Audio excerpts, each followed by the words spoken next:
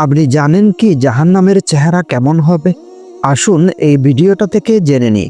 হযরত আবু হুরায়রা রাদিয়াল্লাহু তাআলা আনহু থেকে বর্ণিত, নবী করিম সাল্লাল্লাহু আলাইহি ওয়াসাল্লাম ইরশাদ করেন, কিয়ামতের পর যখন হাশরের ময়দানে ফেরেশতা জাহান্নামকে ধরে আল্লাহর কাছে নিয়ে আসবে, তখন জাহান্নাম একটা আগুনের গোলা বাইরে বের হবে।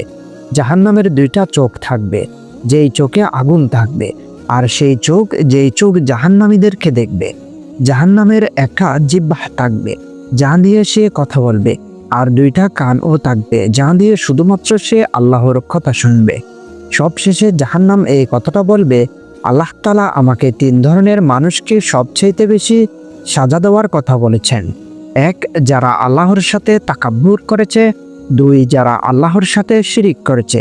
3, যারা ছবি বানিয়েছে।